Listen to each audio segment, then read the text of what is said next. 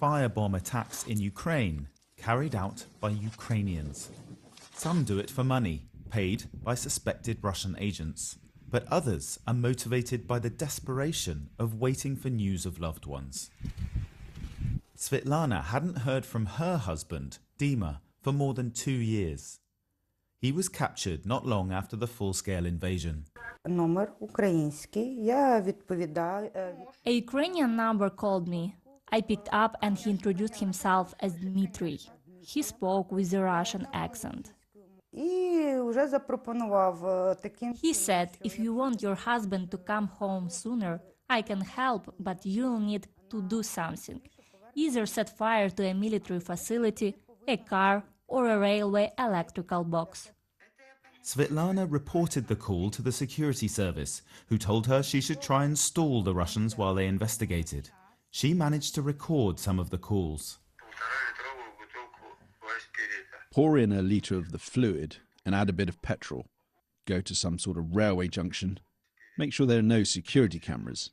And wear a hat, just in case. The security service told Svetlana the calls were coming from inside Russia and she should refuse to cooperate further. And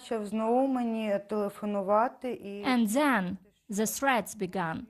He said they'd kill my husband and I'd never see him again.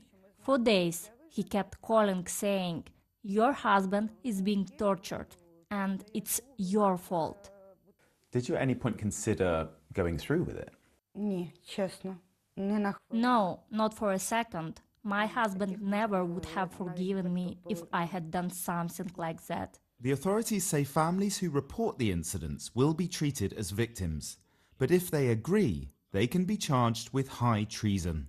They're in a very vulnerable position and some of them are ready to do anything. In general, it's very minor damage for Ukrainian armed forces, but it can destabilize the Ukrainian society's unity.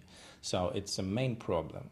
And of course, in case someone is going to share the location of, for example, air defense system, it's a big problem for us too. Officials here tell us that 50% of all families of Ukrainian prisoners of war are approached by Russian agents. But they say the number of cases where family members agree to carry out sabotage is minimal. In a statement, Russia denied allegations it uses prisoners' families as leverage. Svetlana's husband was eventually released and says the Russians didn't punish him for his wife's refusal to cooperate. But with thousands of Ukrainians still in captivity, some could go to extreme lengths to bring their loved ones home. Vernon, BBC News, Kyiv.